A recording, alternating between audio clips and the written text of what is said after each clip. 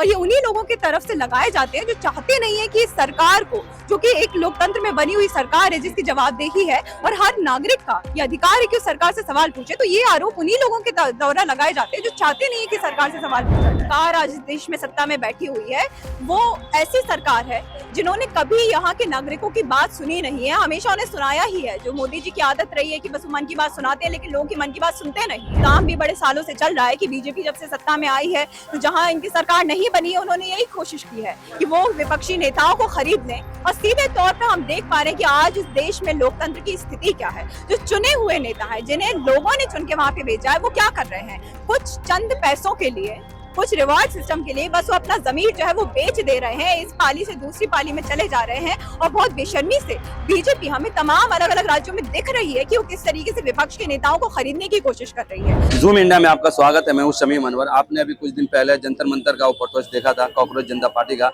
जिन्होंने एक इतिहास रचा, लेकिन इतिहास रचने के साथ साथ कई सारे आरोप भी लगे। इस वक्त हमारे साथ दानिश अली है। मैम, आप लोगों ने प्रोटेस्ट किया, आपका बहुत बड़ा चेहरा भी उसमें था, बहुत चर्चा हुई, लेकिन चर्चे के साथ कई सारे आरोप भी लगे। ये जो प्रोटेस्ट किया गया है इसके पीछे कहीं ना कहीं फंड वाली किसी पार्टी की तरफ फंड किया गया, इसको आप कैसे देखते हैं? देखिए, इस तरह का आरोप तो हमेशा से गोदी मीडिया के तरफ से लगाया गया, बीजेपी की आईआईटी सेल की तरफ से हमेशा इस तरह का आरोप लगाया जाता है। और ये आरोप इसलिए लगाया जाता है क्योंकि वो लोग नहीं चाहते कि इस देश में कोई भी लोकतांत्रिक मूवमेंट खड़ा हो जो सरकार की आंखों में आंखें डालकर उन्हें चैलेंज कर सके, इसलिए इस तरह के आरोप लगाए गए। और ये कोई पहली बार तो है नहीं। आप देखिए कि हमेशा से जब भी इस देश में कोई भी छात्र या नौजवान आके अपनी बात रखता है, कोई मूवमेंट लीड करता है, तो हमेशा उसको या तो ये बोल दिया जाएगा कि आप आईएसआई के एजेंट है, पाकिस्तानी एजेंट है, या तो ये बोल दिया जाएगा कि आपको चाइना से पैसा आता है या पाकिस्तान से पैसा आता है। तो ये तमाम तरह के आरोप जो है वो हम लगातार सुनते आ रहे हैं और समय ने ये दिखाया है कि जो आरोप है पूरी तरह से बेबुनियाद आरोप है और ये उन्हीं लोगों की तरफ से लगाए जाते हैं जो चाहते नहीं है कि सरकार को, जो कि एक लोकतंत्र में बनी हुई सरकार है जिसकी जवाबदेही है और हर नागरिक का ये अधिकार है कि उस सरकार से सवाल पूछे, तो ये आरोप उन्हीं लोगों के द्वारा लगाए जाते हैं जो चाहते नहीं है कि सरकार से सवाल पूछा जाए। एक सवाल ये भी होता है कि इस तरह के कई सारे मूवमेंट होते हैं लेकिन फिर कुछ दिनों के बाद वो ठंड पड़ जाते हैं। अभी आप लोग का क्या विजन है, किस तरह से काम करेंगे इसको और किस तरह से इसको कंटिन्यू करेंगे? देखिए, हमारा यही विजन है और उसी के तहत आयसा की तरफ से हमने कल से हमने शुरू किया। 11 से 18 तक हमारा हफ्ते भर का एक कैंपेन मूवमेंट है जिसमें हम ये कोशिश कर रहे हैं कि दिल्ली के अलग अलग इलाकों में हम जाएं और वहां पे स्टूडेंट से, नौजवानों से, तमाम नागरिकों से रीच आउट कर पाए, उन तक अपनी बात पहुंचा पाए, उनसे सजेशन भी ले पाए और उनको अपने मूवमेंट में जोड़ पाए। क्योंकि देखिए, पेपर लीक की घटनाएं जो है ये ऐसा नहीं है कि इस देश में इस साल कोई पहली बार ऐसा मामला हमारे सामने आया है। पिछले 10 साल से आप डेटा उठा के देखेंगे तो 89 से ज्यादा पेपर लीक हो जाता है और अभी तक किसी तरह का कोई ठोस कदम नहीं लिया जा रहा है। शिक्षा मंत्री में इतनी शर्म नहीं बची है कि वो आके एक वक्तव्य ही दे दें या कोई ठोस कार्रवाई का ऐलान कर दें, ऐसा कुछ नहीं किया गया। तो हमारी यही कोशिश है कि ये जो पूरा ट्रेडिशन इन्होंने बनाया है पेपर लीक का, इसे जड़ से खत्म करना है। और आज वो मौका है जब इस देश के नौजवान इकट्ठा हो रहे हैं, साथ में आ रहे हैं, अपनी आवाज उठा रहे हैं और हम यही चाहते हैं कि आने वाले दिनों में हम इस लड़ाई को और पुरजोर तरीके से आगे लेकर जा सके। और उसके लिए जो भी हमसे हो पा रहा है हम करने की कोशिश कर रहे हैं। आयसा की तरफ से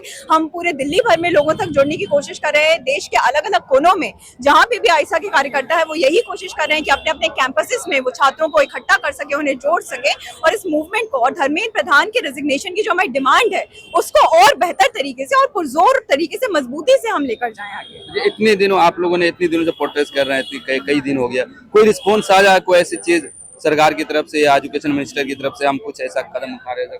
देखिए, सबसे पहले तो मैं ये कहना चाहूंगी कि जो सरकार आज इस देश में सत्ता में बैठी हुई है वो ऐसी सरकार है जिन्होंने कभी यहाँ के नागरिकों की बात सुनी नहीं है, हमेशा उन्हें सुनाया ही है। जो मोदी जी की आदत रही है कि बस मन की बात सुनाते हैं लेकिन लोगों की मन की बात सुनते नहीं है, तो वही हमें देखने को मिल रहा है कि जब भी कोई बड़ा घोटाला, किसी भी तरह के भ्रष्टाचार की घटना हमारे सामने आती है तो सरकार की तरफ से कोई जवाबदेही नहीं ली जाती और बस ये एक लाइन में बोल दिया जाता है कि हम दोषियों पर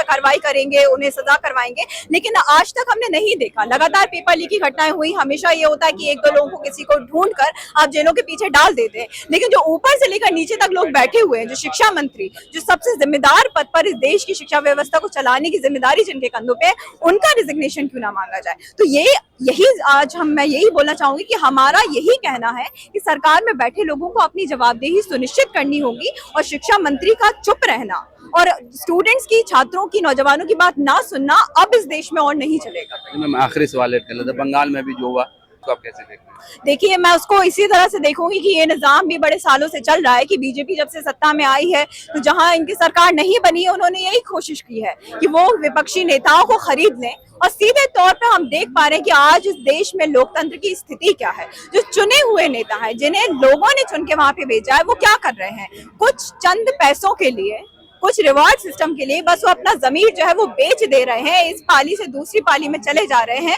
और बहुत बेशर्मी से बीजेपी हमें तमाम अलग अलग राज्यों में दिख रही है कि वो किस तरीके से विपक्ष के नेताओं को खरीदने की कोशिश कर रही है। तो मैं यही बोलना चाहूंगी कि सबसे ज्यादा जरूरी आज इस देश के नागरिकों के सामने जो सवाल है वो ये है कि क्या हम इस देश में लोकतंत्र को बचाने की लड़ाई में सामने खड़े हुए हैं या नहीं खड़े हुए हैं। अच्छा मैम, एक सवाल ये है कि अभी जब जंतर मंतर पे प्रोटेस्ट हुआ 6 जून को,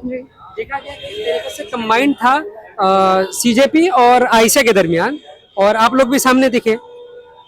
सीजेपी का कोई विचारधारा नहीं है, उनकी कोई विचारधारा नहीं है, कोई चीज़ वो खुल करके कोई बात नहीं कर पा रहे। जो अलग अलग कम्युनिटी, उनका भी कहना है कि वो खुल करके उन पे, और ये भी देखा गया कि वंदे मातरम और भारत माता की जय से ये चीज़ शुरू हुई, जो कि वंदे मातरम तो एक तरीके से धार्मिक नारे को हम देखते हैं। आप कैसे अपने आप को देखते हैं और कैसे अपने आप को अलग अपने आप को मानते हैं, या फिर एक आप भी उसी उसमें आगे?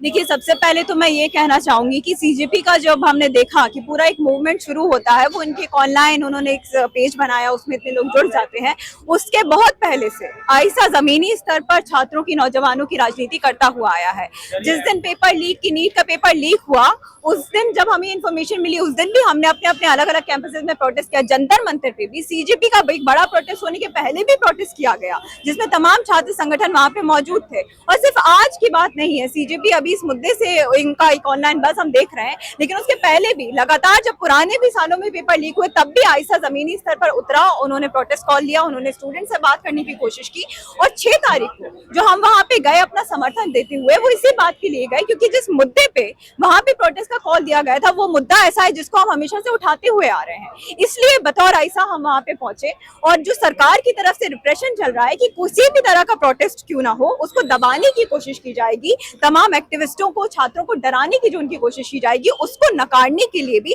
बहुत जरूरी है कि हम कुछ बेयर मिनिमम जो हमारे मुद्दे चल रहे हैं, जिसपे तमाम तबके साथ में आके प्रोटेस्ट कर सकते हैं, उसमें भी बतौर आईसा हम जाएं, उन्हें भी मजबूती दें और उन मुद्दों को, क्योंकि सबसे जरूरी है कि मुद्दा क्या चल रहा है। धर्मेंद्र प्रधान का इस्तीफा मांगने की जो डिमांड है, वो सीजेपी के आने के बहुत पहले से आईसा मांगता रहा है, और हमारी डिमांड से धर्मेंद्र प्रधान तक ही सीमित नहीं है। हम ये भी चाहते हैं कि सरकार जो सत्ता में बैठी हुई है, इसे भी बदलने की जरूरत है, क्योंकि ये पूरा एजुकेशन सिस्टम की धज्जियां उड़ाने में मोदी सरकार का बहुत बड़ा हाथ है। तो बतौर आईसा हमारा एक अलग अंडरस्टैंडिंग रहा है एजुकेशन को लेके, उसमें किस तरह का रिफॉर्म होना चाहिए उसको लेके, और सीजेपी से जो हमारा साथ देने की बात है वो यही तक है कि हम मुद्दों पे बतौर कोई भी व्यक्ति क्यों ना हो, अगर वो मुद्दा सही उठा रहा है तो हम उस तक जाएंगे, उसको साथ समर्थन, अगर उसको लगेगा कि हम दे सकते हैं, वो हमसे चाहेगा समर्थन, तो हम बिल्कुल उससे देंगे। अच्छा मैम, एक आखिरी सवाल ऐड कर लेते हैं। हालांकि इस सवाल के जवाब आप लोग दे चुके हैं, लेकिन फिर भी मैं अपने प्लेटफॉर्म पे जानना चाह रहा हूँ पार्टी को लेकर। वहाँ ये कहा जा रहा है कि फीमेल को कोई जगह नहीं दी गई है,